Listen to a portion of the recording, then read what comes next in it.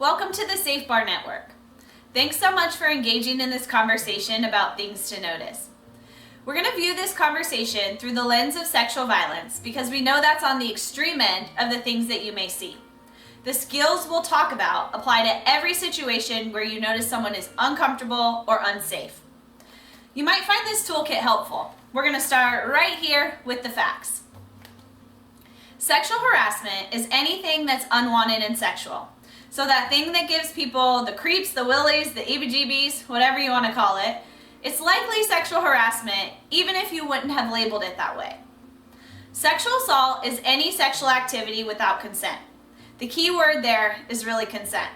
At the SAFE Bar Network, we define consent as a free and enthusiastic yes.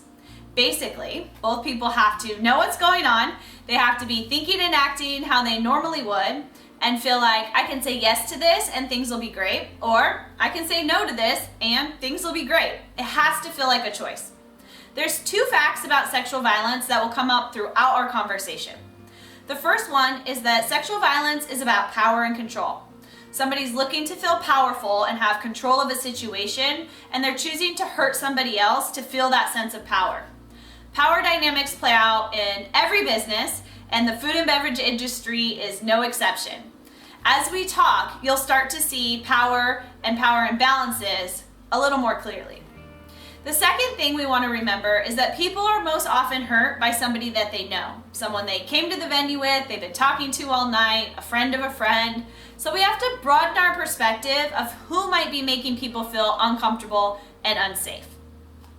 For the first section of our conversation, we're going to brainstorm the ways that we notice people are uncomfortable and unsafe. I want us to be mindful of implicit bias and focus on observable behaviors, body language, and facial expressions, and not assumptions we have about people or identity. Testing boundaries. We know that people will test boundaries. They're testing to see the reaction of the person they're hurting, and they're testing to see how everyone else around them will react. This could be everything from getting in someone's space, asking really personal questions, making sexual jokes or comments. Pause the video and spend about 3 minutes talking about the ways you have seen people test boundaries while you're working at your venue or when you've been enjoying a night out.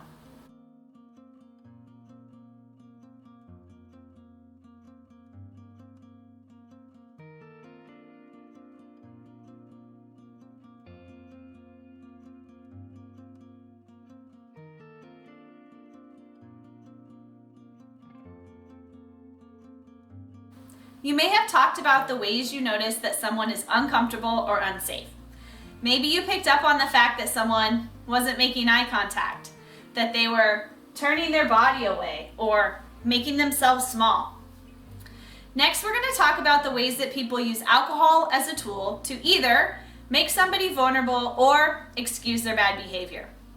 You may have thought that I was going to tell you that alcohol is the problem, that alcohol is responsible for harm, but that's not the case. Alcohol is not responsible for people being hurt. People who are choosing to hurt others are responsible.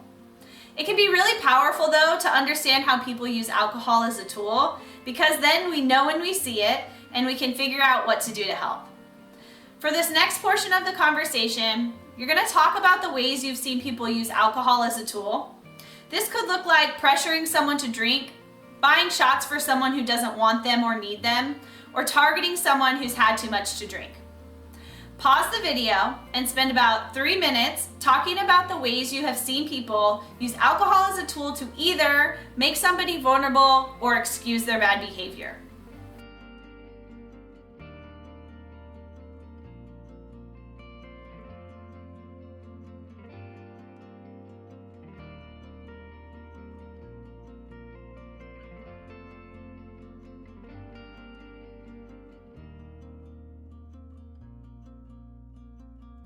One thing we know for sure, if someone isn't thinking and acting how they normally would, they likely have less power in a situation than someone who is sober or has had less to drink.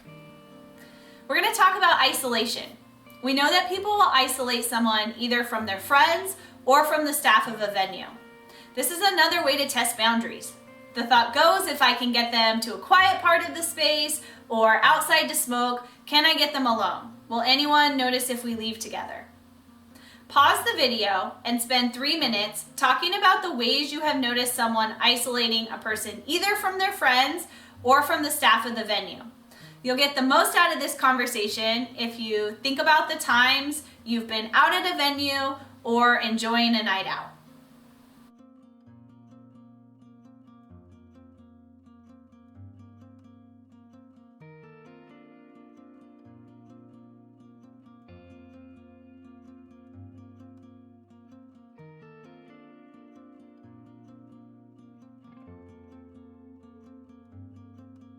Many of the situations you talked about probably involve someone trying to gain power and control over another person by making them feel uncomfortable or unsafe. The more we have these conversations about noticing when people are testing boundaries, using alcohol as a tool, or isolating someone, the easier it becomes to recognize patterns of behavior and know what to do to increase safety and prevent harm. For more on checking in, helping out, and giving a safe night out, watch the second video in this series titled Active Bystander Skills.